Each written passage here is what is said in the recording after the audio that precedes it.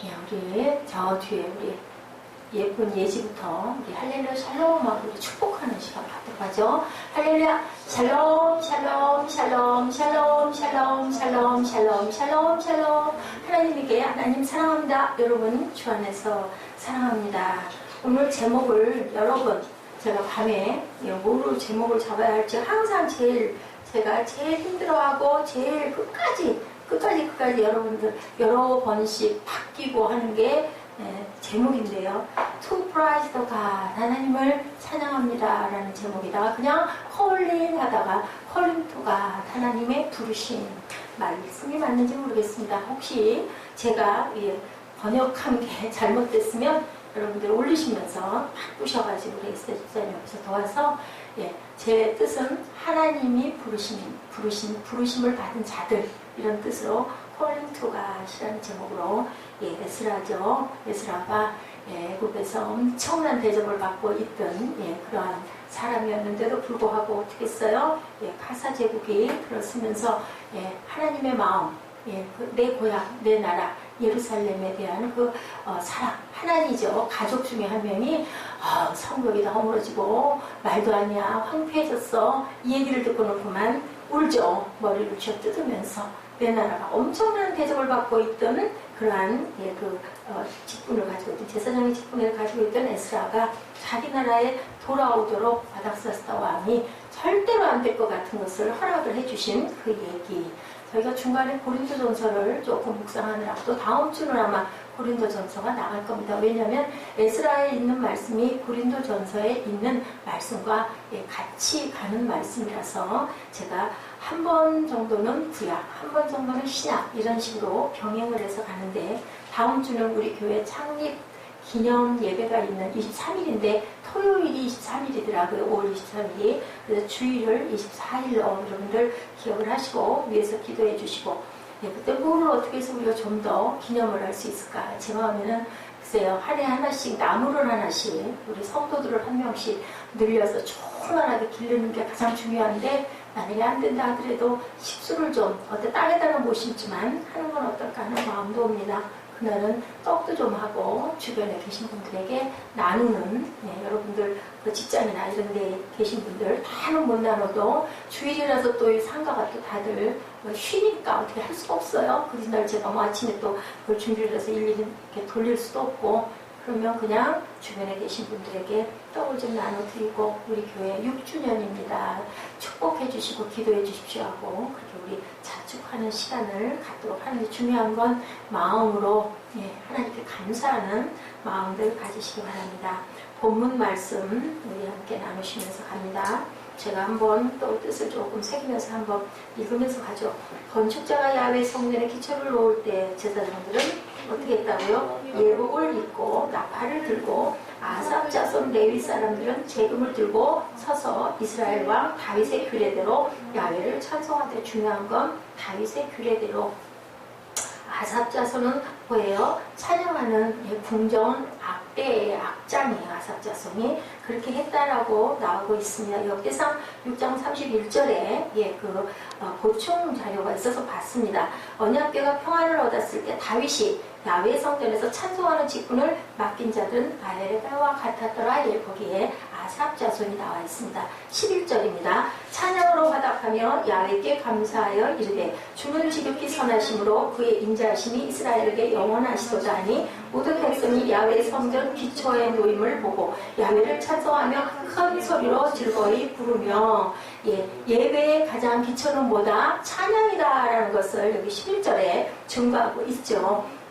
에스라 3장 13절에도 백성이 크게 외치는 소리가 멀리 들리므로 즐거이 부르는 소리와 통곡하는 소리가 백성들이 분간을 못했다라고 그렇게 여기에 증거하고 있습니다. 우리 곧 읽겠지만 12절입니다. 제사장들과 레위 사람들과 나이 많은 족장들은 첫 성전을 보았으므로 이제 이 성전의 기초가 놓임을 보고 대성 통곡하였으나 여러 사람은 기쁨으로 크게 함성을 치르니 여기 말씀의 깊은 뜻을 저희 잠깐 묵상합니다. 왜 대성 통곡을 했다고요? 첫 성전이 어딜까요? 예루살렘 성전 누가 지었어요? 솔로몬이 지을 엄청나게 화려하게 지었잖아요. 두 번째 짓는 성전은 아마 그보다는 훨씬 더 왜소했겠죠. 그러다 보니까 옛 생각이 나서 나이 든 사람들이 울었다. 첫 성전을 보았으므로 그 분명히 그 기교가 돼서 또 이제 절대로 지을 수 없을 줄 알았는데 이렇게 우리가 포로에서 이게 무슨 꿈인지 생신지 바사 그 고레스 왕이 하나님이 마음을 감동하셔서 이렇게 와서 이렇게 지을 수 있어 너무 감동해서 울었을 것 같습니다. 13절이죠. 백성이 크게 외치는 소리가 멀리 들리므로 즐거이 부르는 소리와 통곡하는 소리를 백성이 분간하지 못했다. 우는지 찬양을 하는지 알 수가 없었다라는 그런 뜻이죠. 추우신 분은 뒤에 꼭 끄셔도 됩니다. 저는 여기가 더워서 조정을 하는데 추우면 끄세요. 앞에 선풍기가 있어서 괜찮습니다. 리모컨은 찾았으니까 제가 추우면 끌 건데 여러분들 아마 더 추울 거예요. 끄셔도 됩니다. 자, 오늘 제목 콜링. 왜요? 콜링을 했어요. 여러분들 콜링 받으셨습니까? 여러분들 콜링 받으셨습니까? 아멘. 아멘? 받으셨죠? 왜요? 이 자리에 나와 계신 거 콜링 받은 김정수 선생님 콜링 받으셨습니까? 네, 아멘. 네. 네, 형제님 콜링 받으셨으니까 이 자리에 나오신데요. 제가 그 유년부 우리 아이들 예배, 운동 예배, 세빈 예배로 이런 명칭을 바꿨는데 보니까 계속 1시간 반이죠. 1시간 반 내에 서 계시고 1시간 반 내에 조정하시고 움직이시고 워드 치시고 하느라고 정말 피곤하실 것 같아요. 제가 보기에도 아이고 저거 힘들어서 어쩌나 싶은데 제가 지혜를 하나 드릴게요. 전날 준비할 걸 다 하세요. 그래서 그냥 넘길 것만 넘겨주시고 또 너무 힘들다. 나 이거 다 복사생 어떻게 하지 마세요. 왜냐하면 대예배 때 힘들어서 지치시면 은혜가 아니에요. 그래서 원래 섬기는 건 은혜 받은 사람들이 힘든지 모르고 막 섬겨요. 그리고 나중에 이제 육신이니까 막 피곤해 지쳐 나가 떨어지죠. 저녁에 대여섯 시쯤 끝나가지고 집에 들어가면 피곤해서 지쳐 떨어지지만 그 교회 생활 안에서 기쁨이 있고 교제가 있고 감사가 있어서 섬기는 거거든요. 근데 제가 뵙기에는 너무 힘드신 것 같아. 그러니까 좀 줄이세요. 그리고 저한테 의뢰를 하세요. 이 부분들은 제가 너무 힘이 들어서 다 못하겠습니다. 그러면 그냥 우리 그냥 하죠. 뭐. 그리고 유년부 우리 그 율동이나 이런 것도 일일이 하라 하지 말고 애써서 직접 넘기면서 하세요. 그러면 그런 부분이 덜릴 것 같아요. 여기 시편 또 여기 본문 이거 하시는 거 힘드시면 전날 못 하시고 또 제가 늦게 드릴 때가 있어요. 부득이할 때 급하게 못 하실 것 같으면 안 하셔도 괜찮아요. 그래야지 예배가 은혜가 있을까. 제가 오늘 보니까 너무 힘드신 것 같아. 무엇을 하시는지는 모르겠지만 계속 서서 계시면서 계속 치시더라고요. 보니까 뭘 그 단어 조사를 그때 하시는지 저는 그건 자세히 모르겠는데 이 말씀을 다른 자리에서 교제하면서 해야 되는데 시간들이 저희들이 너무 없어요. 밥 먹다 보면 잊어버리고 그래서 지금 예배 도중인데도 불구하고 말씀드리니까 제가 볼 때 빵긋빵긋 웃는 얼굴이 저는 더 좋거든요. 아무것도 못하셔도 괜찮아요. 그렇게 해주시기 바라고 에스더 집사님이 옆에서 잘 그 부분을 섬겨서 힘이 들지 않도록 할 수 있는 분량만 할 수 있도록 하셔서 제가 마음이 좀 덜 불편하게 부탁을 드립니다. 전날하세요. 헌금봉투 내외가 전날 쓰시면 어떨까? 그죠? 조금 피곤하시겠지만 헌금봉투 5분 10분이면 되니까 준비를 다 하세요. 그래서 탁탁탁 내놓고 그냥 하는 예배만 밝게 드리고 뭐 좀 넘길 거 있으면 그것만 좀 넘겨주시면 되지 않을까 저는 그런 마음이 듭니다. 그리고 저기 할 때는 사무엘을 좀 막 부리세요. 부리고 시키세요. 제가 그거 가지고는 뭐라고 안 할게요. 자, 이렇게 우리가 소명들을 다 받으셨어요.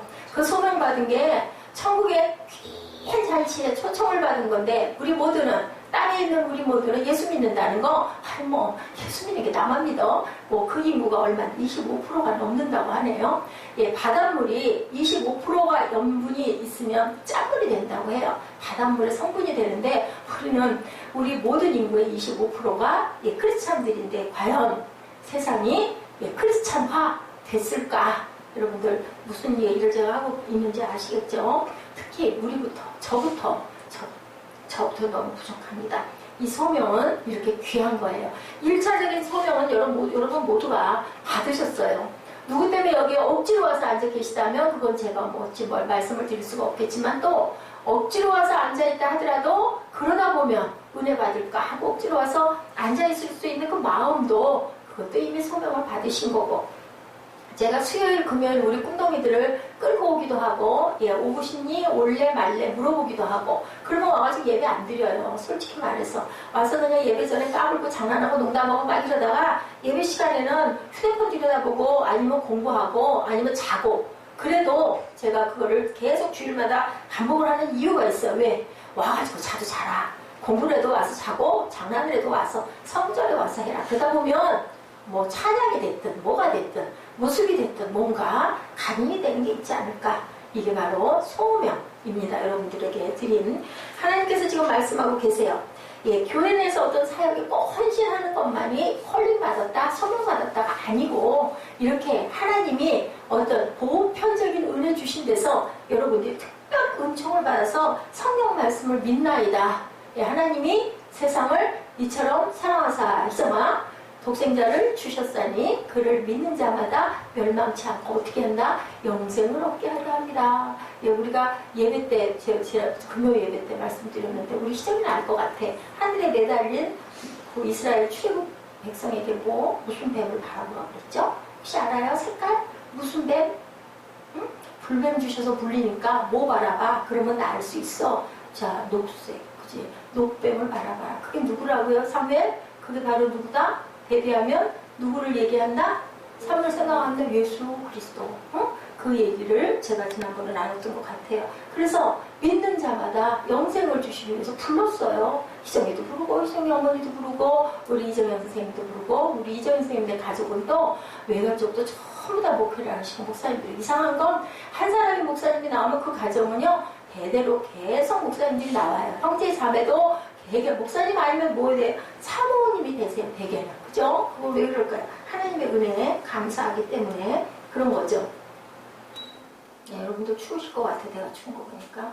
그래서 우리는 에스라 시대에 시온의 땅으로 돌아간 하나님의 백성들이 무너진 하나님의 성전을 다시 짓는 사역을 감당할 때 어떤 태도로 그들이 그 일을 감당했나. 첫 번째 콜링은 예수 믿습니다. 하나님 믿습니다. 그 두 번째는 뭐예요? 이제 두 번째 콜링을 여러분들이 골똘히 고민하시는 분도 계실 거예요. 아유, 나 이거 간사 이거 교회 선생님이 이거 너무너무 못하겠는데 나 이거 안 하고 싶은데 계신 분도 계실 거고 억지 춘향이로 떠밀려서 들어오긴 들어왔는데 나 너무 힘들어. 나 놓고 싶어. 이분도 계실 거고 아니면 성도로 오셔가지고 뭘 하기는 해야 될 텐데 뭐를 할까 이런 마음을 갖고 계신 분들 뭐예요? 두 번째 콜링. 그리고 또한 직장에서 아니면 학교를 가는데 나는 뭘로 갈까? 미술을 할까? 음악을 할까? 아니면 과학자가 될까? 아니면 의사가 될까? 이런 생각을 하면서 누구의 그 가능성을 발견하게 해주시는 초등학교 때부터 선생님, 첫째는 또 어머님, 부모님. 그래서 쭉 가면서 예수를 믿어. 그러다 보면 내가 뭘로 하나님의 영광을 드러낼까? 반짝반짝한 보석이 될까? 그죠? 그 모든 것이 소명이다. 근데 우리들이 직장 들어가면서 누가 나 콜링 받았어 하는 사람 있어요? 아니죠. 그냥 먹고 살려고 들어갔어. 좀 슬픈 건데. 근데 그렇게 해서 헌신하는 분들 정말 하나님께 감사해서 내가 하는 일에서 최선을 다하고 거기서 주신 하나님이 주신 그 대가를 하나님의 성전에 심는 일들 그것도 콜링이다. 소명이다. 2차적인 소명이죠. 예, 내가 예수를 믿고 부름을 받고 구원을 받았다면 하나님 백성이라면 이미 여러분들은 1차적인 콜링을 받은 백성이다. 자, 그러고 나서 두 번째로 나는 어떻게 살아갈 것인가. 그것이 꼭 목사가 되고 전도사가 되고 사역자가 되고 교회 선생님이 되고가 꼭 소명이 아니고 그게 뭐예요? 바로 마르틴 루터가 주장하죠. 어떻게 주장해요? 이제 그렇게 살아가는 것이 아니다 라고 종교 개혁을 일으키는 데서 가장 중심 주제가 누구나 구두를 깁고 있는 구두공도 길을 쓸고 있는 청소부도 그리고 주방에서 설거지를 하고 있는 엄마도 다 귀한 사역을 하고 있다. 하나님이 맡기시는 일을 뭘로 하나님께 감사하면서 한다면 심지어는 아빠가 아이의 똥기저귀를 갈아주고 있다. 그것도 하나님께 감사하고 어이구 이 아들 주셔서 이 딸 주셔서 너무 감사합니다 하고 기저귀를 신나게 기쁘게 갈고 있다면 그것도 또한 예배고 그것도 또한 홀림이다. 아멘? 아멘. 그것이 마르틴 루터가 종교 개혁을 한 가장 기본 아주 가장 골수적인 그러한 얘기라는 거죠. 자, 자, 여기 제가 소명이라는 책을요, 신학을 하면서 그 책을 열심히 봤고, 그것도 과제이기도 했어요. 그래서 오스키니가 쓴 그 소명 안에 그런 얘기가 있습니다. 굉장히 잘 나와 있는 책이에요. 근데 거기에 보면요, 예, 저자는 모든 하나님 부르신 백성들을 향한 부르심을 두고 소명이다. 그리고 마르틴 루터의 그 종교혁명의 사상과 똑같은 얘기를 하고 있어요. 근데 이런 생각을 소명을 받으면 반드시 내가 교회에서 뭔가 해야 돼. 이것만이 소명은 아니다라는 거죠. 지금 얘기했던 것처럼 내 자리에서, 내 직장에서, 아니면 내가 학생들을 가르치면서, 아니면 또 내가 다른 업종에 종사하면서 가장 위에다 누구를 두고 꼭 둬야 할 건 있어요. 하나님을 모시고 내가 하나님께 감사하면서 내 맡은 일, 근데 난 이 직장 일 너무너무 힘들어. 이거 뭐 다른 게 없을까? 물론 그럴 수도 있어요. 그죠? 우리는 하나님이 딱 주시면, 우리 출애굽과정 지금 금요 철야 때 계속 보고 있죠. 아니 왜 하나님이 너희들 가나안으로 가라고 그랬는데 그렇게 고생을 하겠어요. 그냥 딱 해서 편하게 좋아? 갈 수 있으면 좋은데 막 죽고, 그죠? 그리고 막 병들고 무너지고, 그 자리에 가데스바네아 같은 데서는 38년이나 거기서 헤매고 그냥 살고, 그러다가 결국 나중에 1세대들이 다 죽고, 원망했던 세대는 다 죽고, 살아있는 사람이라고는 모세와 갈렙과 여호수아만 살아있고, 가다가 또 누구도, 모세도 결국은 느고산에서 돌아가는 일이 생긴다면 그건 뭐예요? 소명 주셨으면 슉슉슉슉 가가지고 슉 들어가면 좋겠는데 그렇지 않다는 거예요. 여러분들이 지금 직장에서 힘들고 어렵고, 아이고 내가 하나님 가는 길 가는 건 너무너무 힘들어. 그러니까 조금은이지 않을까. 그죠, 여러분들? 예, 이원론적 소명은 교회에서 영적 사역은 높은 소명, 세상에서 일은 낮은 소명이다라고 생각하는 것이 이원론적인 잘못된 소명이다. 제 얘기가 아니고요. 오스키니스가 얘기한 소명에 대한 해석을 이렇게 해놓고 있다라는 거죠. 우리 아까 그 새긴 예배에서도 얘기를 했지만, 무엇을 하나님을 사랑하는 것, 하나님을 사랑하는 것이 바로 세상을 아름답게 빛내고 섬기는 일. 누구예요? 그 선생님이 어땠어요? 그 주지사가 됐죠, 나중에. 그 학생이 그렇게 클라리넷을 못 부는데도 끝까지 격려해 주죠. 무엇으로? 사랑으로. 그랬더니 결국은 그 학생이, 그 시의 주지사가 돼가지고 나중에 25년 만에 찾아오죠. 선생님이 그동안 작곡하신 관현악곡, 교향곡을 멋지게 연주할 수 있도록 다들 몰래 모여서 연습을 해가지고 그것을 다 발표하게 했던 그러한 그 사건 뭐예요? 하나님 사랑 그 아래 선생님 너무 감사합니다. 스승의 날 주간이어서이지만 정말 그럴 수 있는 제자들을 키운 그러한 그 선생님은 세상에서 이름이 드높아지지도 않았고 그 교향곡이 히트를 치지도 않았지만 얼마나 귀한 일을 한 거라는 거죠. 그것은 과연 뭐다? 하나님의 사랑이다. 하나님이 사랑하셨기 때문에 세상을 이처럼 사랑하셔서 우리에게 독생자를 주셨다. 십자가의 사랑밖에는 없다. 그래서 노뱀과 예수 그리스도가 십자가의 중심이고 우리 기독교의 핵이다라는 거, 기독론이라는 거 제가 말씀을 드립니다. 자, 이렇게 생각은 자연스럽게 교회 안에서 일은 열심히 하지만 세상적 일에 관해서는 아무런 책임을 지지 않고 가능성이 많은 중세기 어두운 시대에 어두운 부분만 헤매고 있는 거, 그것은 뭐라고요? 교회에서의 소명만 대단하고 영적인 소명만 대단하고 세상 밖에서야 하는 일에 대해서는 하찮게 생각하는 거, 그것은 어두운 곳을 헤매고 있는 그런 이원론적인 잘못된 생각이다라고 오스키니는 이렇게 얘기를 한다는 거죠. 이것을 바꾸려고 일어난 것이 바로 종교개혁, 마르틴 루터가 종교개혁. 그래서 신교가 일어나죠. 구교의 지금 어디요?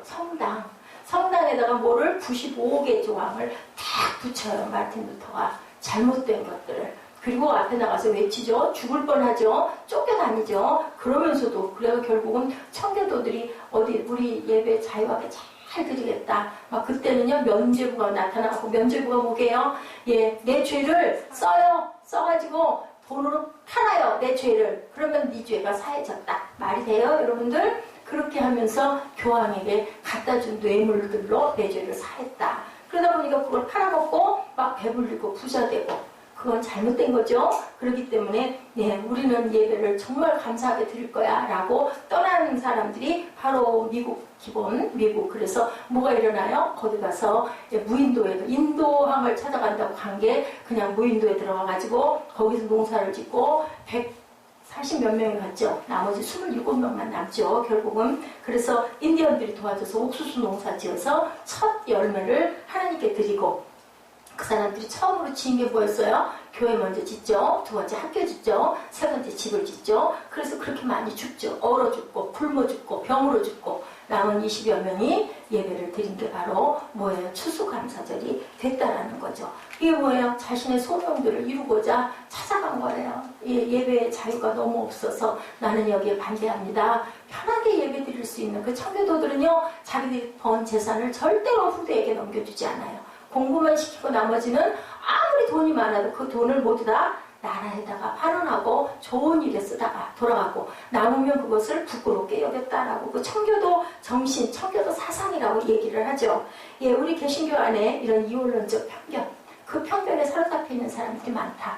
목사나 교사나 밖에서 사업을 하시는 분이나 직장에 계시는 분이나 선생님이나 어떤 음악가나 누구나 다 똑같은 하나님의 콜링을 받았다. 단 가장 위에 하나님을 인정하고 감사하고 살아가는 자들은 전부 다 소명을 받았다라는 거죠. 목회의 길을 가기 위해서 신앙을 하는 것은 소명을 받았다고 하고 직업을 선택하는 것은 소명이 아니다라고 생각하는 것은 잘못됐다. 하나님을 모르고 직업 선택하는 것은 여기서는 제외가 됩니다. 하나님을 믿는 자들이 하나님의 나라를 잘 섬기고자 최선을 다해서 열심히 가정에서 봉사하고 가사 일하고 걸레질하고 아이를 기저귀를 갈아주는 것도 사실은 하나님이 주신 소명이다. 아빠가 됐잖아요. 그리고 아기를 주셨잖아요. 하나님이 무슨 열매예요?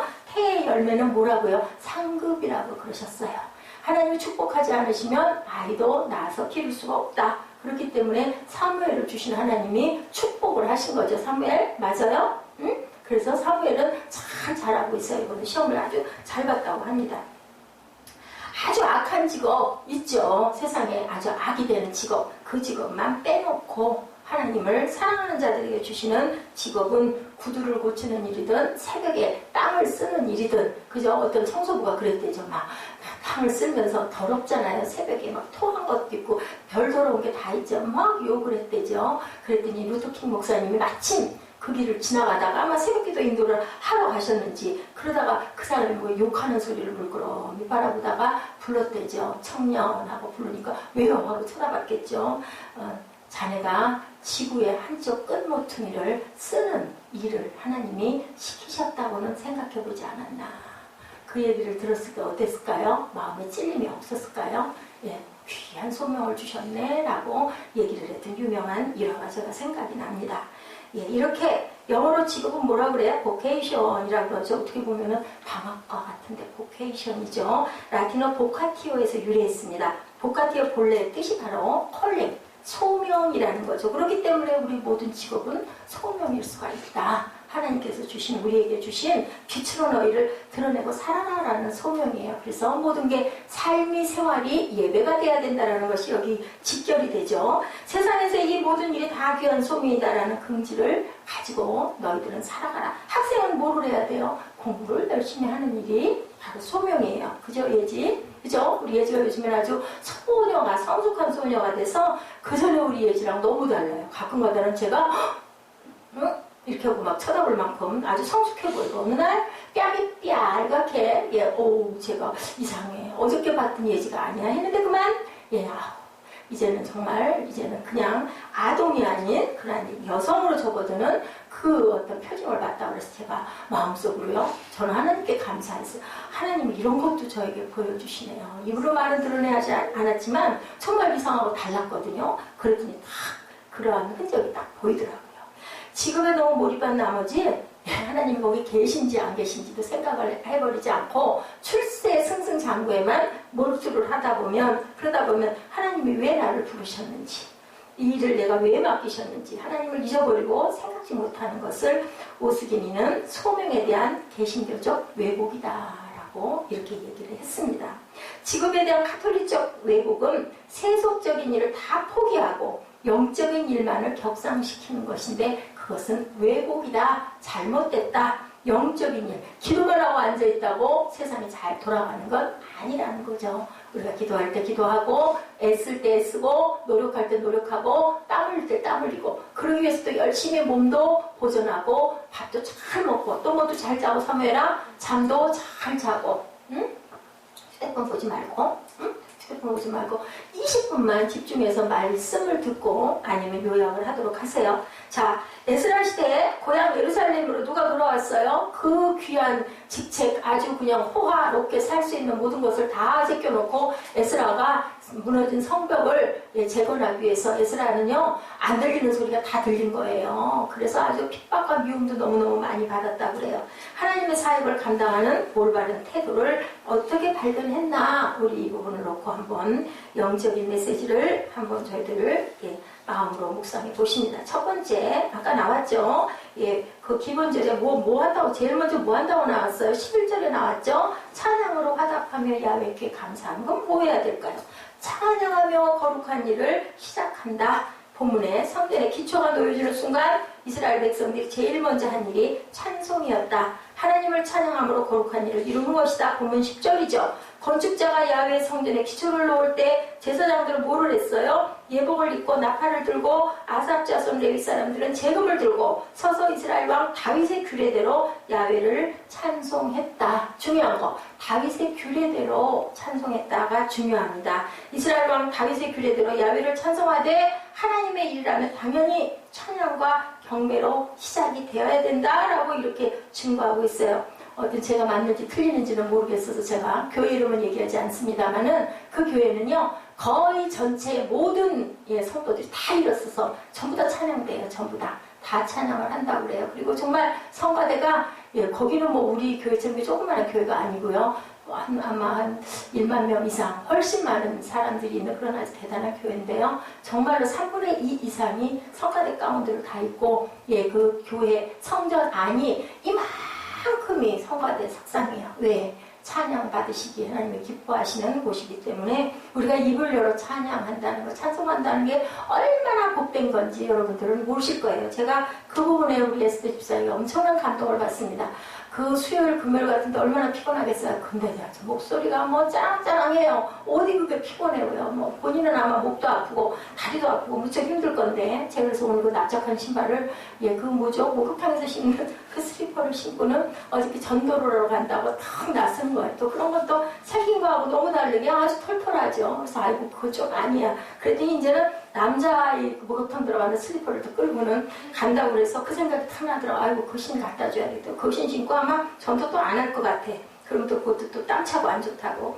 이렇게 이 모든 것들이 뭘까? 하나님께서 나에게 맡겨주신 소명, 사명인데 뭘로? 가장 먼저 찬양으로, 귀한 부분이 되고 기료가 되는 전통, 그것이 바로 찬양과 경배가 어디에서부터? 다윗 시절에부터 모본이 되어서 내려왔다.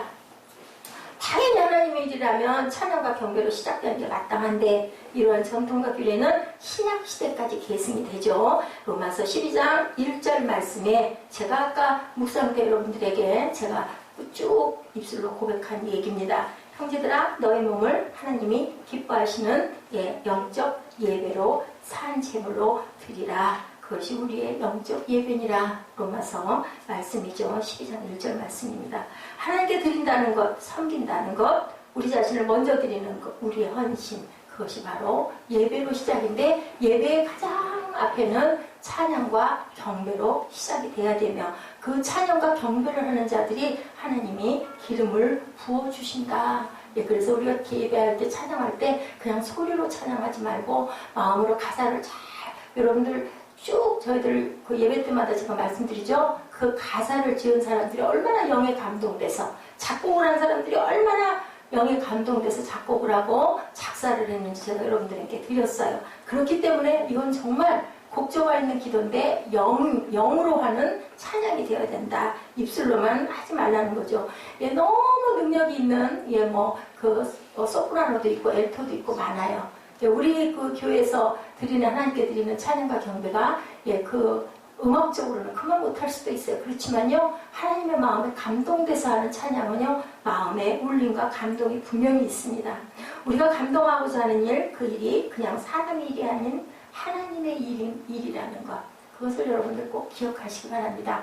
세상에서 봤을 때는 미련한 것 같고 둔한 것 같고 바보 같은 그 일을 아니 뭐 하는데 비 쓰고 한 달 내내 스트레스 받으면서 정말 갖은 비우람을 다 받으면서 일을 해가지고 그 일한 소산의 거의 다를 하나님 전에 드려요. 하나님 전은 별로 그렇다고 해서 세상에서 말하는 것 같은 부흥도 아닌데 미련한 거잖아요. 바보 같잖아요. 그걸로 멋진 옷도 사 입고 어디 여행도 턱턱 다니고 뭐 차라리 가난한 사람들 구제를 좀 해서 불쌍한 사람들 그것도 좀 나눠주고 하면 좋을 텐데 그죠? 그럴 수 있을 것 같지 않습니까? 근데 콜링하셨기 때문에 하나님의 나라를 세워가야 된다는 그 마음으로 사람의 마음 안에는 뭐가 있어요? 반대의 마음이 있어요. 갈등이 얼마나 많겠습니까? 흔들림은 얼마나 많겠습니까? 그런데 아까 우리 예배 시간 했죠? 하늘에 있는 내가 달려갈 길을 위해서는 목숨도 아깝지 않다. 바울의 고백. 거기에 뭐가 있었다고요? 의의 면류관, 뭐라 그래요? righteousness라고 하죠. 그 면류관이 예비되어 있기 때문임을 알기 때문에 그것은 아무나 볼 수 있는 게 아니라는 거죠. 영적인 메시지는 아무나 들을 수 있는 게 아니다. 성령은 아무나 알 수 있는 게 아니다. 아무래도 알 수가 없어. 공부를 아무리 많이 해도 지식을 아무리 많이 쌓았는데도 도대체 뭔 말을 하는 건지 왜 내가 여기 앉아있는지 몰라. 그건 뭐예요? 영적인 귀가 막혔기 때문이라는 것을 여러분들이 생각하시기 바랍니다. 길을 가던 신사 한 분이 중세기 성당을 짓는 공사장을 지나가다가 당신들 뭐 하시오? 하고 물어봤어요. 첫 번째 그 석공이 범은 몰라요? 돈 벌고 있어? 라고 얘기를 했다고 합니다. 두 번째 사람이 아예 집을 짓고 있습니다. 세 번째 사람 하나님의 집을 짓고 있죠. 라고 얘기를 했다고 합니다. 하나님의 집을 짓고 있습니다. 라고 얘기하는 거룩한 저와 여러분 되시기를 주님의 이름으로 축복합니다. 똑같은 일을 합니다. 그런데 돈 벌고 있어? 뭐하여? 보면 몰라 일하고 있지. 그런데 집 짓는다 라고 하는 사람 그리고 하나님의 집을 짓는다. 내가 어떤 일을 하면서 마음에 하나님을 향한 찬양이 사라지고 예배의 마음이 사라지고 아무런 감동이 없고 감사가 없다. 그러면 내가 뭔가 잘못됐구나. 내 귀가 지금 막혔구나. 그 일보다 찬양과 경배를 여러분들 먼저 회복해야 되겠다라는 마음을 가지셔야 된다라는 거. 이게 바로 중심입니다. 그 다음에 일은 비로소 의미를 가질 수 있다. 먼저 하나님께 감사하고 예배하고 찬양하고 그 마음이 아닐 때는 어떻게 해야 될까요? 내 마음에 아무 마음도 안 들고 나 너무나 이렇게 힘들어 죽겠는데 무슨 찬양이 어디 나와? 감사가 어디 나와? 예배가 어디 나와? 뭐 달라고 그래야 될까? 하나님 그 마음 주시옵소서 하고 우리가 구해야 되죠. 그리고 이불 떼서 여러분들 해보세요. 화가 잔뜩 났는데 시험이 잔뜩 들었는데 찬양 절대 안 나와요. 그게 저도 안 되더라고요. 그게. 근데요. 그 좋은 거 뭐냐면요. 이 반주길에도 이렇게 은은한 이 찬양이 이렇게 울리면요. 나도 모르게 가슴에서 눈물이 나면서 가슴이 열려요. 그러면 내 입술로 한번 이렇게 해보는 거야, 소리를. 우리 꿈동이들 아까 오는데 뭐 그 외국 영어를 잘하는 할아버지를 만났대죠, 계단에서. 근데 어디 가니? 라고 영어로 물어봤대나요? 근데 그 말이 대답이 안 나오더라는 거야. 근데 우리 예지가 청취하고 간다고 얘기를 했다고 막 신나요. 그래서 우리가 뭐 해야 된다고요? 항상 입술로 막 해야 되는 거예요. 입술로 내서 안 하면 회화는 아무 소용이 없다고 그러죠. 근데 그게 잘 안 되더라고요. 저도 그 공부를 하는데 눈으로 보고 읽게 되지, 따라가게 되지 입술로 뭐 going, 뭐 I'm going school 뭐 이런 거 안 나와요.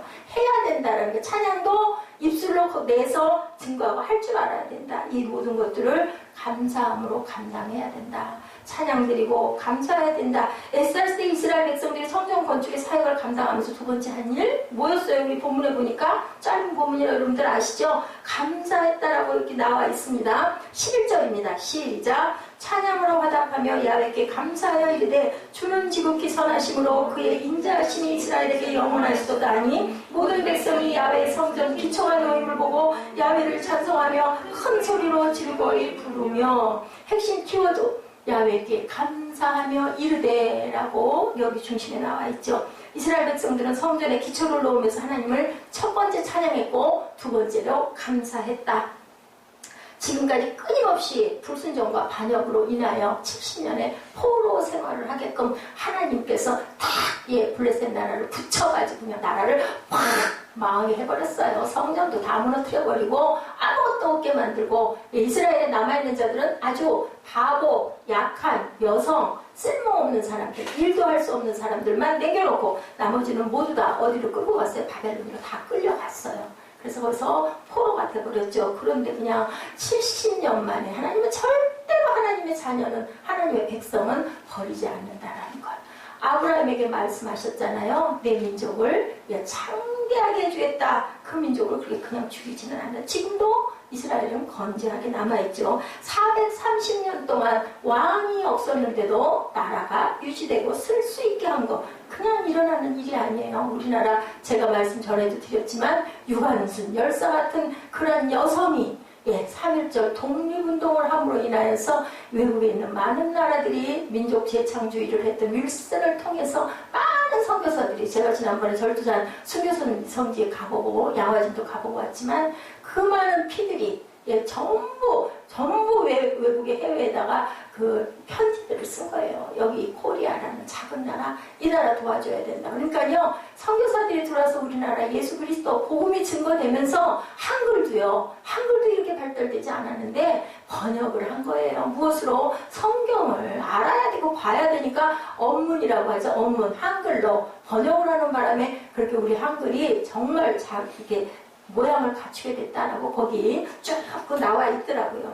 이렇게 하나님께서는 분명히 때가 참에 바로는 아니지만, 우리는 알 수 없지만, 어땠어요? 아브라함도 내가 네 후손으로 아들을 삼을 거야 했는데 그냥 75세 때 말씀하신 그 말씀을 25년이나 늦게, 우리 다 명잡은 사람은 돌아가고 날 때쯤 돼서 절대 죽이시지 않죠. 그것을 이룰 때까지. 그러시고도 또 뭐 하셨어요? 시험하셨잖아. 네 이상 내게 줘, 바쳐 했죠. 그때 뭐라 그랬어요? 아브라함 두 말 안 했죠?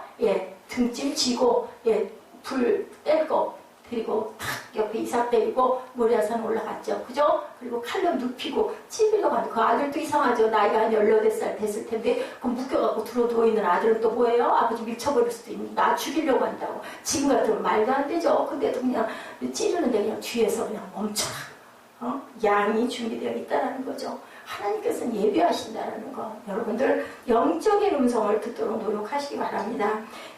포로 생활, 노예 생활과 성전 무너짐의 이유가 바로 이런 것들이었는데, 하나님께서 선하시고 인자하신 하나님 앞에 이제는 감사로 성전을 다시 세워주시고, 얼마나 감사한가. 우리가 정말 황폐했어요. 그거 오고 싶지 않았을 거예요, 바벨론에서. 그런데도 돌아온 그 세대들, 돌아온 그 인구들 다 오지 않았어요. 얼마 안 되는 숫자, 10,000명밖에 안 되죠. 근데 거기 제일 많은 사람들이 레위지파와 제사장들, 그리고 악기 연주자들이 많이 왔다라고 나오죠. 보면은 에스라서에 쭉 나옵니다. 이렇게 이제는 감사함으로 이제는 우리가 고백하고 회개하고 찬양하고 감사하고 새 일을 이제 시작하겠습니다 라고 고백합니다.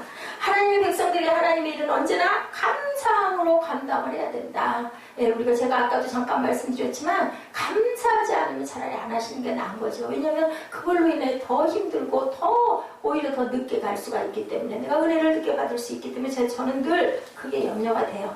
우리 교회에 그 봉사할 수 있는 인원이 없어요. 특히나 남자 우리 전도사님이 안 계시다 보니까 여성 혼자 인부는 다 할 수가 없다 보니까 그냥 정말 우리 교회는 누가 오든지 안 도울 수가 없는 입장이에요. 그러니까 안 할 수도 없어서인 거는 제가 충분히 알겠지만, 그럼으로 인해 하나님의 은총을 온전하게 못 받으면 어떡하나. 그게 제일 제가 가슴이 아픕니다. 다시 주시는 은총의 기회, 감사할 수밖에 없다라는 거죠. 하나님께서는 끝까지 우리를 붙들고 계시다. 그래서 말씀에 있죠. 아주 엎드러지지 않게 한다. 갈라디아서 6장 9절이죠. 우리에게 다시 한번 기회를 주시는 은총의 기회. 그 이스라엘 백성들에게 70년 만에 다시 찾아주시죠. 나라와 성전을 왜 주셔요? 기도하라고, 예배하라고. 제일 먼저 성전을, 청교도들이 제일 먼저 지은 게 뭐라고요? 교회를 제일 먼저 지었다. 우리 지난주 어린이날, 어버이 주간, 지금 또 이번 주간 스승의 주간, 엊그제 지나갔지만, 우리는 항상, 요즘에는 참 좋더라고요. 주민센터 가면요, 무조건 그 호칭이 선생님이에요. 나보다 나이가 많으면 먼저 낳기 때문에 먼저 선이죠. 먼저 선, 날생, 그래서 선생님, 옛날에는 그러지 않았어요. 선생님은 막 존경하는 사람인 경우에 선생님이라고 하는데 요즘에는요, 그냥 일반으로 두고 쓰는 게 선생님 하고 얘기를 합니다. 참 좋은 호칭이라는 생각이 들어요. 그러면 뭐 나는 나이가 어린데 선생님이래. 어린 사람한테는 그러지 않더라고요. 내가 보니까. 네. 기회가 언제나 오는 게 아니죠.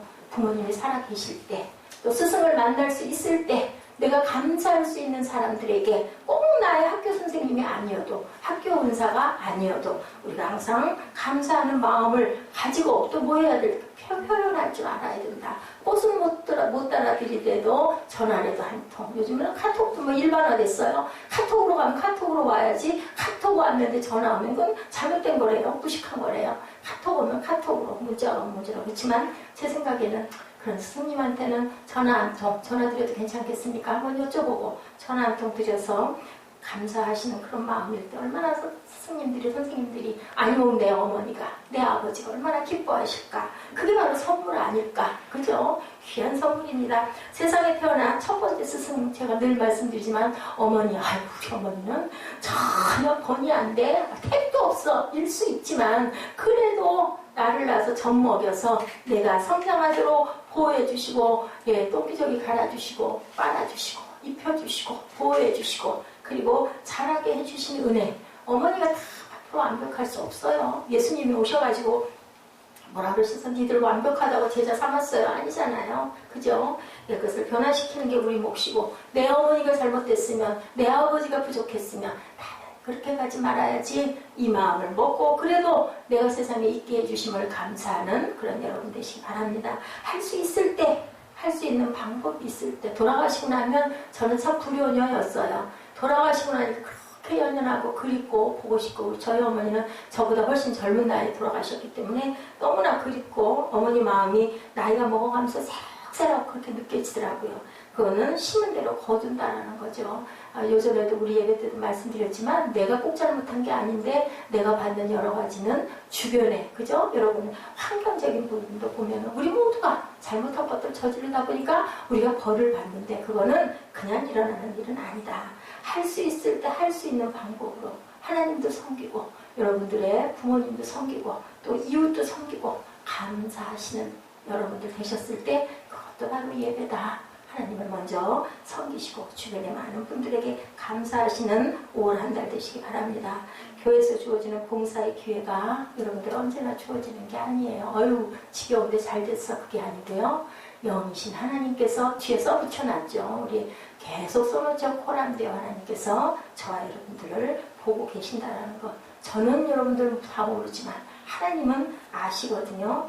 어떤 교회 어떤 그 안수 집사님이 중병이 암이 걸려가지고 계셔서 그 문병을 하셨대요. 이 와중에. 그랬는데요. 정말 간절하게. 부인은 권사님이시죠. 청력의 신앙생활 잘하시고, 예, 그분이 정말 힘들게 하셨나봐요. 젊었을 때. 근데요. 암 걸려가지고 푹 돌아가게 생겨서 아마, 뭐 그런 목사님들 그 병원 문병 쉽나요? 가기 어려운 걸음 하셨겠죠. 한국에도 거의 안 계시는 그런 목사님인데. 갔더니요. 목사님 손을 붙들고 그러더래요. 축복을 해줬더니. 목사님, 제가 깨어나서 여기서 털고 일어나면 정말 교회를 위해서 귀한 일을 많이 하고 싶은데 목사님 죄송합니다. 제가 안 될 것 같습니다. 정말 안타깝다고 눈물이 나. 기회는 언제나 있는 게 아니라는 거. 우리가 건강할 때, 젊을 때 하나님을 섬기시고 주변에 깊이 감사하시고 봉사하시는 여러분들 되셔서 그러면 뭐를 책임져 주시느냐? 건강. 하나님이 책임져 주셔요. 정확한 건 11조 하면 뭘 책임져 주신다고요? 굶어 죽지 않게 먹을 만큼은 주시고 우리가 봉사할 때 하나님께서 건강을 책임져 주시고 나 건강하지도 않은데 그럼 봉사 안 해서 그만 더 못할 줄 우리가 어떻게 알아요? 제가 말씀드렸죠? 새벽기도 나오다가 눈앞에 확 차가 달려드는데 그냥 마음에 이거 사고 난다라는 생각이 간발에 내려오면서 30초 전에 든 생각으로 나도 모르게 브레이크 잡았더니 앞에서 차가 그냥 30cm도 안 되는 자리에 섰을 때 감사. 우리는 이럴 때만 감사해서는 안 된다는 거죠. 하늘에 뜬 별을, 달을 보고도 바람에 흔들리는 나무 잎새를 보고도 아름다운 햇빛을 보고도 물결 여러분들 보셨어요? 저는 요즘에 가끔 물을 봅니다. 반짝이는 그 물결을 보면서도 밤에 비치는 우리 예지가 요즘 날 그랬던가 밤에 거리가 너무너무 아름답고 이쁘다. 얼마나 이뻐요. 그런 걸 보면서도 우리가 물론 그건 사람이 한 거지만 하나님이 사람을 낳으셔서 하나님이 사람들을 잘 길러주셨으니까 과학도 발달돼서 세상이 이렇게 아름다운 이 세상에 우리가 살게 된 거 감사하실 때 그래 하나님께서 아유 너희들이 나를 아는구나 그 고백을 할 수 있는 저와 여러분 되시기 바랍니다. 우리 시대 설교가 전 오트보그는요 영생의 사람의 특성은 감사의 감각이 발달된 사람이다 라고 이야기를 했다고 합니다. 청각에 문제 생기면 우리 뭐 끼워야 돼요? 보청기 끼워야 되죠. 그 노인들은 특히 집에 가고 막 TV를 막 소리를 있는 대로 틀어놓지 않아요. 저는 그 부분 듣다 보니 어머나 나는 귀가 정말 잘 들리네. 감사해야 되겠네. 제 나이보다 더 젊은 분들도 귀가 안 들려서 우리 신학교 때 보면요. 몰랐어요. 나중에 알고 보니까요. 수백만 원짜리 보청기를 귀에다가 꽂고 있대요. 아무것도 안 들린대 소리가. 어떤 귀한 목사님 사모님은요. 젊으셨을 때 너무 못 먹어서 귀가 막혀갖고 안 들린대요. 지금 엄청난 교회 목사님 사모님인데 겉으로 볼 때 말짱해요. 그래가지고 남편분하고 같이 식사하면 이 남편이 목사님이 어떨 때는 막 속에서 막 이런 게 올라오고 말을 해도 못 알아들어요. 막 싸우듯이 소리를 질러야 알아들을 정도 되다 보니까 그런데 그러다 그냥 주여 안 되죠. 내가 내 아내를 잘 영양 섭취를 못 시켜서 질병에 걸려서 귀가 안 들리는 것 내가 또 완악했습니다. 우리 마음이 이렇다라는 거죠. 큰 소리가 아니면 듣지 못하는 거. 제가 말씀드렸듯이 누가 알았겠어요. 새벽에 거기서 만약에 부딪혔으면 어떻게 됐을까요? 새벽 예배 인도 못했겠죠. 인도 못한다고 오히려 더 편하다 할 수도 있겠지만 하나님의 은혜죠. 너 지키러 가지. 내가 너 지켜준다. 내가 하나님을 지킬 때 하나님께서는 꼭 우리를 지켜주신다는 거 잊지 마시기 바랍니다. 저는 여기 와가지고 제가 요즘에 휴대폰을 잘 못 써요. 새로 사가지고 제일 첫 번째로 그 펜을 써가지고 거기다 노트를 했어요. 하나님 은혜 감사합니다. 하나님께 영광 돌립니다. 그걸 제가 또 언제 또 볼 수 있을지는 모르지만 이런 감사. 그렇지 않더라도 일상에서도 여러분들 감사하시기 바랍니다. 그래서 신학생들은 계단을 뛰어오르면서 입술로 그래요. 감사. 뭘 저렇게 중얼거리라고 들어보면요. 막 학생들이 막 뛰면서 계단 뭐 에레베이터 못 타요. 저는 많이 타고 다녔지만 질병이 있지 않는 한은 절대로 에레베이터 타면 안 돼요. 5층 꼭대기까지 막 뛰면서 감사. 얼마나 바빠. 직장 생활하고 저는 야간을 다녔기 때문에 아이들 있고 남편 있고 막 그런데도 밤중에 9시, 10시, 11시까지 또 밤중에 가서 성령불 기도해야죠. 어떻게 그 신학교를 제가 마쳤는지 정말 지금 같으면 못할 것 같아요. 내가 뭘 받아도 감동이 없고 불만이 쌓이는 거 뭐가 감사 영성이 내가 죽었다. 깨야 되겠다. 뭐 먼저 해요? 찬양 먼저 해야 돼. 찬양 먼저. 그러다 보면 찬양의 가사 속에서라도 내가 감사할 수 있다. 내가 이정현 자매 하도 피아노 치게 돼서 앞으로는 1절 사실은 오늘 우리 여기 이거 찬양하는 우리 세비싱어에도 안 세우려고 그랬어. 근데 어쨌든 우리 교회 와서 열심히 봉사하고 있고 유년부도 또 나와서 섬기고 있고 하니 내가 놔두지 하고 그냥 아까 큰맘 먹고 울컥 삼켰는데 그 찬양 싫어하는 거 아예 찬양 싫어하는 게 아니죠. 나는 여기에 은혜가 있습니다. 나 이거 치고 싶고 하나님이 감동을 주셨다니까요. 안다니까요. 알지만 우리 교회 특성상 니는 좀 이것도 좀 해라 하면 아멘 할 줄 알아야 되는데 안 한대. 그럼 너 하지 마. 아예 하지 마. 예배고 기도고 찬양이고 너 그냥 네 피아노만 쳐 하루 종일. 그렇게 제가 오죽하면 하도 여러 번 얘기를 했는데 거듭거듭 말을 해서 제가 조금 마음에서 혈기가 조금 일어났습니다. 가장 작은 것에도 감사하는 마음, 감각이 발달된 저와 여러분 되시기 바랍니다. 사람들의 미소 속에서도 우리가 감사하고 웃는 모습 보면 우리 어때 기쁘잖아요. 웃는 모습 보면 애기들 웃는 거 얼마나 해맑고 이뻐요. 참 이뻐요. 저는 저 갈수록 이쁘더라고요. 화가 로제티가 얘기합니다. 무신론자에게 최악의 순간이 있다면 마음속에서 갑자기 감사가 솟아일어나는 것이 무신론자에게 최악의 시간이라고 합니다. 그런데 어디다가 감사하냐고. 어디다가 감사할 힘이 없는데 무신론자. 사람에게 감사할까요? 예, 사람에게라도 감사하면 낫겠죠.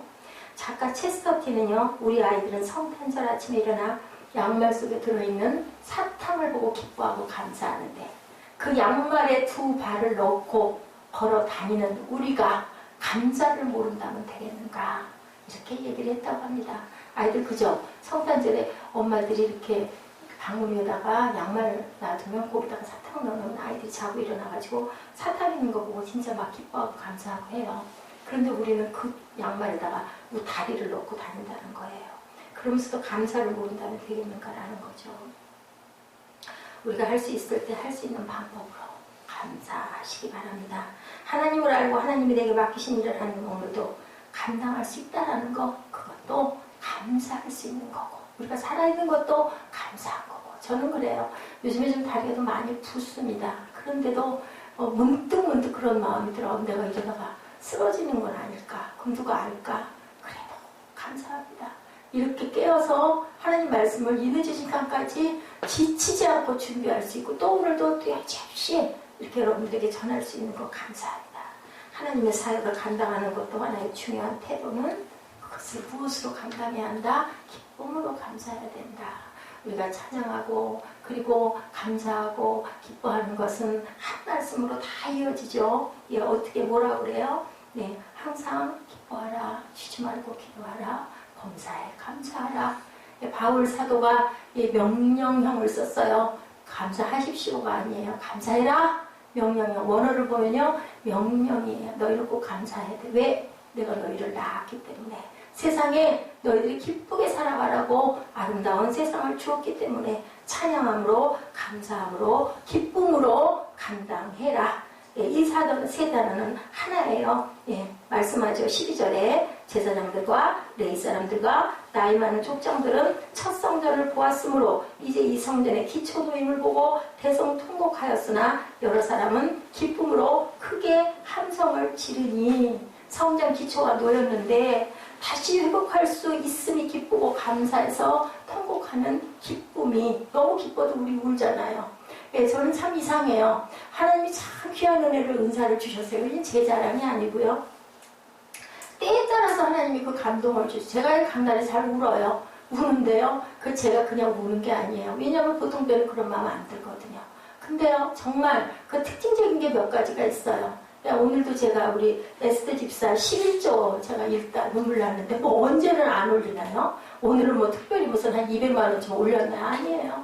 근데 감동이 오는 건요, 하나님이 성령이 알게 하시는 거예요. 진짜 얘가 수고하는구나. 그냥 눈물이 쏟아지는 거죠.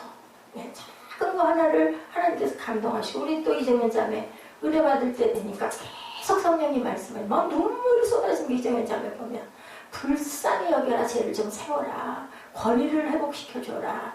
그러면서 직장 생겼어요. 허투루 들을 일이 절대 아닙니다. 정말 작은 교회 제가 보잘것없이 이렇게 서 있지만 저는 감사해요. 하나님이 이렇게 영적으로 알게 해주시는 부분들, 물론 다 아는 거 아니죠. 틀릴 때도 많습니다. 왜냐하면 내 감독일 때도 있기 때문에. 근데 이렇게 귀한 은혜를 주셔서 감동하게 해주시고, 예, 많은 감동된 목사님들, 예, 훌륭한 목사님들도 예, 말씀 나누다가, 말씀 증거하다가, 기도하다가 많이 우세요. 보면 그 눈을 주신 거, 그 마음을 주신 거, 그 감동을 주신 거, 회복할 수 있으니 기쁘고 감사해서 통곡하는 이 에스라 시대의 이스라엘 민족들처럼 우리도 그렇게 감사할 줄 알고, 눈물 많이 흘릴 줄 알고, 기뻐할 줄 알고, 기쁜 눈물을 흘릴 줄 아는 여러분 되시기 바랍니다.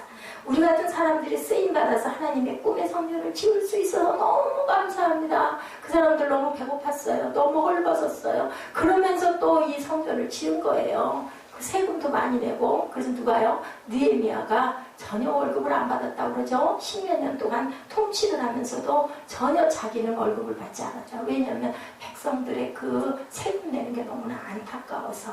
성경학자들은 나이 든 사람들이 첫 번째 성전 보고 그것 때문에 안타깝고 통분해서 울었다고 하는데, 어찌됐든 중요한 것은 이 기쁨은 하나님을 바라보고 살아가는 사람들의 기쁨이다. 성벽, 공사, 성전 완성, 이 모든 기쁨이 여러분들 안에 하나님의 성전을 지음으로 감사하고, 내가 하나님의 선택한 콜링을 받아서 하나님을 믿게 된 거, 예수를 믿게 된 거 감사하시는 여러분들 성전을 튼튼히 지으시기 바랍니다.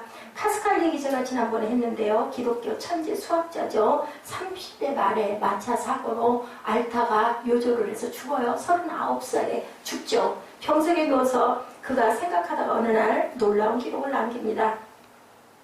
내가 말을 할 수는 없지만 아직도 살아있음에 감사하다. 언어가 다 마비돼 버렸거든요. 마차 사고로 인해서 내가 말을 할 수 없지만 아직도 살아있음이 감사하다. 아직 생각할 수 있고 아직은 쓰임받을 수 있음이 감사하다. 예, 이런 문구를 남깁니다. 이 세상은 잊혀지네. 하나님을 제외한 모든 것은 잊혀지네. 그분은 오직 복음서에서 가르치는 길로만 발견되시는 분. 내 영혼 속에 다가오는 위대한 그분. 오 의로운 아버지여, 세상은 당신을 알지 못했어도 나는 당신을 알았나이다. 기쁨, 기쁨, 기쁨, 기쁨, 기쁨의 눈물. 이렇게 기록을 해서 유명하게 전해. 뭐라고 말할 수 없는 거예요. 너무 기쁘고 또 기쁘고 그래도 기쁘고 내가 이렇게 아프고 말도 못해도 기쁘고 살아있는 게 기쁘다. 기뻐서 눈물이 난다라고 고백을 했다고 합니다. 교통사고를 당하고 몸이 자유롭지가 못하고 병석에 누워서 말도 못하는데도 너무 기쁘다. 하나님이 내게 은혜 주심이 기쁘다. 거룩한 기쁨의 눈물의 고백을 에베소서 6장에서 바울 사도는 종들의 사명은 사람들을 기쁘게 하는 것이지만 너희들 그리스도인들은 사람을 기쁘게 하는 자처럼 눈가림만 하는 인생을 절대로 살지 말아라 라고 말합니다. 이 편지를 받는 빌립보 성도들에게 주 안에서 어떻게 하라고요? 항상 기뻐하십시오. 다시 말하노니 기뻐하라. 그리고 모든 걱정과 근심은 모두 다 하나님께 맡겨라 라고 얘기를 하죠. 감옥에 거둘 수 없는 그 기쁨은 쇠사슬이 결코 매일 수가 없었어요. 그래서 감옥에서도 자기가 세운 교회들에게 막 편지하죠. 내가 어떻게 되는 게 중요한 게 아니라 당신들 이렇게 기뻐하십시오. 감사하십시오. 하나님의 은혜가 감사합니다. 환경이 내가 원하는 대로 굴러가서 기쁜 거는 아무것도 아니에요. 누구나 기쁠 수 있어요. 환경이 아닌데도 감사하고 기쁠 수 있는 거. 여러분들 기쁨의 요소들을 찾아보시면 엄청 많을 거예요. 그들의 삶의 초점을 하나님께 맞추고 살아간 사람들만이 맛볼 수 있는 위대한 기쁨. 아니 이왕이면 아파서 누워있는데 팡새처럼 기쁜 게 좋잖아요. 그죠? 그러다 어차피 어쩔 수 없어. 가야 돼. 근데 나는 하늘나라를 소망해. 하나님의 은혜가 너무 감사하고 기뻐. 그러면 아프잖아. 좋고. 그죠? 그걸 넘어서는 기쁨이 있으니까 내가 가야 할 곳에 마음에 안식이 있어서 기쁘고, 그리고 내가 갔을 때 하나님께서 팔로 안아주시니 기쁘고 얼마나 감사해요. 아니면 어쩔 건데. 그죠? 우리 그런 얘기 많이 하죠. 19세기 위대한 그리스도인 군인이었던 찰스 고든 장군이 이러한 위대한 고백을 남겼습니다. 인생을 살아가면 살아갈수록 난파당하지 않기 위해서는 북극성을 기준으로 삼아서 방향을 조정하는 것이다. 우리 기준이 있어야 되겠죠. 무슨 말씀을 여러분에게 전하는지 여러분들 아실 거예요. 하나님 한 분에게만 맡기는 그런 인생들 되시기 바랍니다. 좌절하지 마시고 방황하지 마시고, 방황한다고 뭐가 있겠습니까? 하나님 잃어버리고 살면 좋으시겠습니까? 내 마음대로 얼마큼 살 건데요. 몇 년을 마음대로 사시고 싶습니까?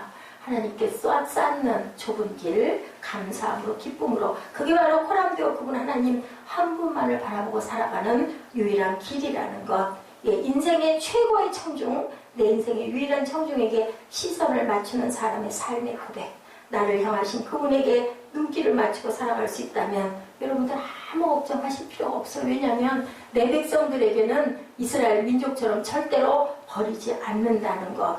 머리에서 발끝까지, 송 어거스틴이 항상 이렇게 얘기했대요. 머리에서 발끝까지 할렐루야. 머리에서 발끝까지 할렐루야. 그 사람은 인사가 그거고 입술로 고백이 들리고 머리에서 발끝까지 할렐루야. 할렐루야. 할렐루야가 뭐예요? 하나님 영광이에요. 하나님 영광. 그죠? 우리의 존재가 하나님을 찬양하고 하나님께 감사하고 하나님께 기쁨이 되기 위해서 존재하는 것, 그것이 바로 크리스찬. 바로 누구? 저와 여러분이신 줄로 믿습니다.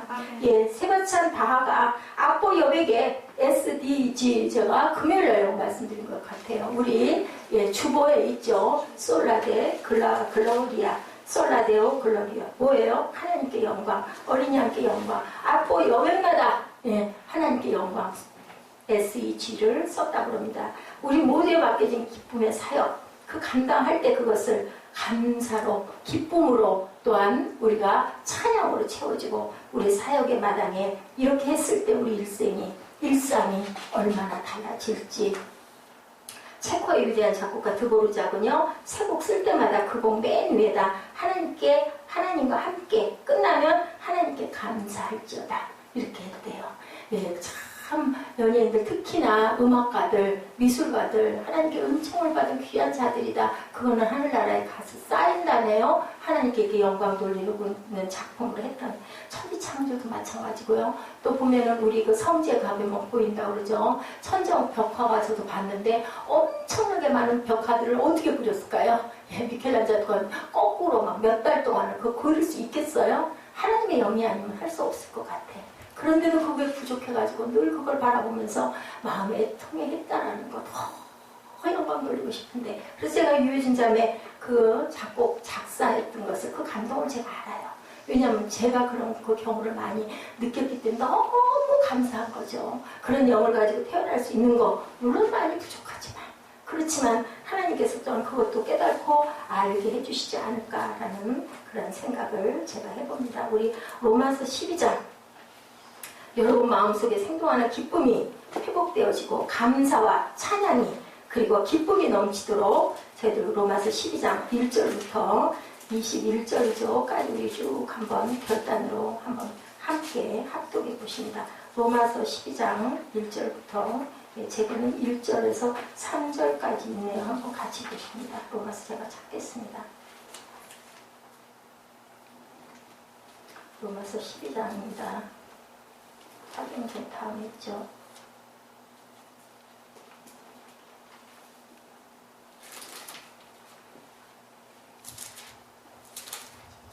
장 1절부터 21절까지 우리 함께 천천히 합독해 보시죠. 그러므로 형제들아, 내가 하나님의 모든 자비하심으로 너희를 권하노니 너희 몸을 하나님이 기뻐하시는 거룩한 산제물로 드리라. 이는 너희가 드릴 영적 예비니라. 너희는 이 세대를 본받지 말고 오직 마음을 새롭게 함으로 변화를 받아 하나님의 선하시고 기뻐하시고 온전하신 뜻이 무엇인지 분별하도록 하라. 내게 주신 은혜로 말미암아 너희 각 사람에게 말하노니 마땅히 생각할 그 이상의 생각을 품지 말고 오직 하나님께서 각 사람에게 나눠주신 믿음의 분량대로 지혜롭게 생각하라. 우리가 한 몸에 많은 지체를 가졌으나 모든 지체가 같은 기능을 가진 것이 아니니 이와 같이 우리 많은 사람이 그리스도 안에서 한 몸이 되어 서로 지체가 되었느니라. 우리에게 주신 은혜대로 받은 은사가 각각 다르니 혹 예언이면 믿음의 분수대로, 혹 섬기는 일이면 섬기는 일로, 혹 가르치는 자는 가르치는 일로, 혹 위로하는 자는 위로하는 일로, 구제하는 자는 성실함으로, 다스리는 자는 부지런함으로, 긍휼을 베푸는 자는 즐거움으로 할 것이니라. 사랑에는 거짓이 없나니 악을 미워하고 선에 속하라. 형제를 사랑하여 서로 우애하고 존경하기를 서로 먼저 하며 부지런하여 게을르지 말고 열심을 품고 주를 섬기라. 소망 중에 즐거워하며 환난 중에 참으며 기도에 항상 힘쓰며 성도들의 쓸 것을 공급하며 선대적 갚기를 힘쓰라. 너희를 박해하는 자를 축복하라. 축복하고 저주하지 말라. 즐거워하는 자들과 함께 즐거워하고 우는 자들과 함께 울라. 서로 마음을 같이하며 높은 데 마음을 두지 말고 도리어 낮은 데 처하며 스스로 지혜 있는 체 하지 말라. 아무에게도 악을 악으로 갚지 말고 모든 사람 앞에서 선한 일을 여로서는 모든 사람과 더불어 화목하라. 내 사랑하는 자들아, 너희가 친히 원수를 갚지 말고 하나님의 진노하심에 맡기라. 기록 쓰였으되 원수 갚는 것이 내게 있으니 내가 갚으리라고 주께서 말씀하시니라. 내 원수가 주려든 먹이고 목마르거든 마시게 하라. 그리함으로 내 숯불을 그 머리에 쏘아 놓으리라. 아멘. 악에게 치지 말고 선으로 악을 이기라. 아멘. 하나님께서 이렇게 말씀하셨어요. 우리 원수를 안다시는 거죠. 하나님께서 갚아주신다고 합니다. 우리가 우리를 박해하는 자를 축복하고 저주하지 말고 즐거워하는 자들과 함께 즐거워하고 우는 자들과 함께 울고 그리고 성도들의 쓸 것을 공급하고 손대접을 열심히 해라. 서로 마음을 같이하며 높은 데 마음을 두지 말고 낮은 데 처하며 지혜 있는 체 하지 말고 아무도 악을 악으로 갚지 말아라. 너희들이 각자 하나님께서 은사를 주신다. 주신 것만큼 그 분수대로 섬기고 가르치고 또한 기르고 그렇게 해서 나아가라. 이렇게 말씀하십니다. 이 세대를 절대로 본받지 말라. 마음을 새롭게 해라. 변화를 받으라. 하나님의 선하시고 기뻐하시고 온전한 뜻이 뭔지 너희들 분별해라. 거룩한 산채물로 너희 몸을 기쁘게 하나님께 드려라. 예배 때마다 우리들이 하나님께 산 제물이 되시기를 주님의 이름으로 축복합니다. 우리 결단하시겠습니다.